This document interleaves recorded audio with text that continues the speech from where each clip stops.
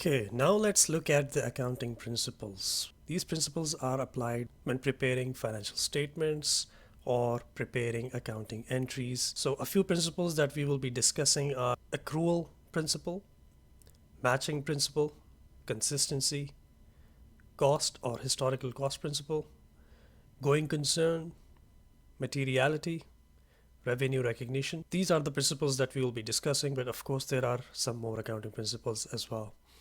So, accrual principle, very important accounting principle. Accrual principle states that we need to record transactions in the period when they actually occur, not when related cash is paid or received. This is the opposite of cash basis of accounting. So, we discussed a little bit of that earlier, but an example would be if you pay the electricity bill for the month of January in the month of February. According to the accrual principle, record the expense in January. So if you were not following accrual principle, you would only record the transaction when you receive the invoice or when you receive the bill. But according to accounting principle, you know that the service has been provided, electricity has been provided for the month of January. That is the period when the expense has actually incurred. So you will record this expense in the period in the month of January. And you could also use an estimate if you don't have the bill and you don't know what the exact amount is. But you want to be able to show the users of financial statements, the people who look at the results, they should be able to understand truly when are expenses taking place. This is one of the key principles to remember. The next one is matching principle, another very important principle, and it's somewhat similar to the accrual principle.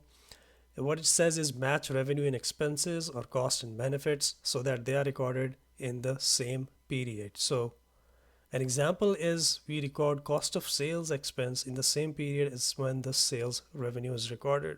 So if a company buys some stock to sell, again, let's take the example of mobile phones, right? So the company buys mobile phones and the company plans to sell them. But let's say they bought 10 mobile phones in the month of January, but they actually sold those mobile phones in the month of Feb. Okay.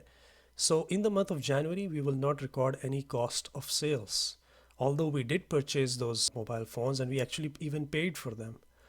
But they will be recorded as inventory, which is not an expense yet. They will be recorded as an asset, an inventory. This is not an expense. And this asset will only be converted into expense when the actual sales happen. And this is in accordance with matching principle because we want to reflect the cost of sales in the same month as the sales is recorded. So as soon as we record the revenue or sales, which is the amount received from customers for those mobile phones, and in that month or in that period, we will record the cost of sales as well. So this is what is matching principle. If we did not do this, then what would happen is we would be recording cost in the month of January and sales or revenue or income in the month of February. And this way there is a mismatch in the timing of when income and expenses are recorded, which may be misleading.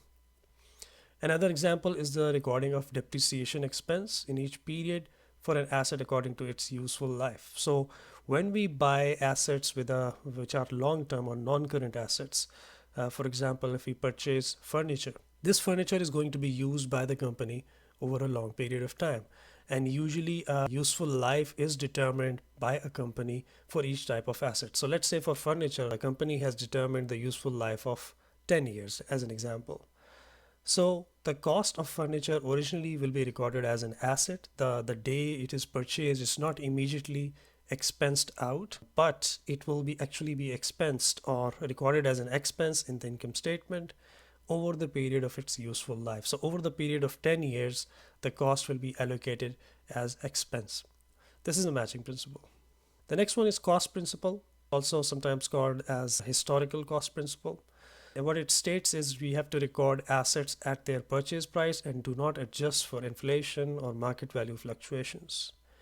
An example would be if a company purchases a vehicle, a car, so the company will record the cost in the books at the original cost of purchase and depreciate it over its useful life without considering any market value changes. So if you look at the market value of the car, it may be fluctuating all the time, and maybe in a year or two, market value of the car has either gone up quite a bit or has decreased quite a bit, but those fluctuations are not to be recorded. The historical cost, the original cost at which the vehicle was purchased at, is what will be recorded in the books for accounting purposes. You have to make a note that this does not apply to all types of assets. For example, if we have short-term investments, the historical cost principle does not apply. The historical cost principle also does not allow recording of assets which were not acquired in a transaction, so we do not have a cost, a reliable cost to measure them. For example, internally generated goodwill or trademark. The going concern principle, it's also an important principle. What it states is that there is an assumption that the business will remain in operations for the foreseeable future. We do not expect the business to be shut down in the near future. So the business is expected to continue as it is. The business is expected to have sales, have customers, have revenue and profits in the foreseeable future. And we are not shutting down the business. Therefore, as a result, we do not need to write down assets, because think about it this way. If the business is continuing, all the assets that the business that have been recorded at original cost or historical cost are still valid. It's still considered correct to keep the assets at their net book value, the original cost less depreciation.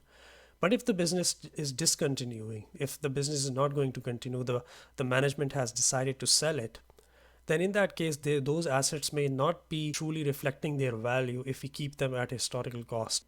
So, for example, a business has a very specific machinery that cost a lot originally, but that machinery is not required now by any other businesses. There are no buyers for that machinery. So if the business is shutting down, that asset value is then inflated. It's overstated, because really those future economic benefits that were expected to be received from this machinery are no longer valid. The only way that machinery was going to provide us those benefits was if we continued business and that machinery continued to produce those products. But now, when we are discontinuing the business, for sure we are not going to use that machine, and nobody else is looking to buy that machine as well. Maybe we can sell that machine as scrap, and that is really the true value of that machine then. In that case, the value of the assets need to be written down. So unless there is a clear intention of management to sell the business or discontinue the business, the going concern assumption of principle applies, which means that the carrying value of the assets, which is their original cost less depreciation, is still valid and can be kept in the books.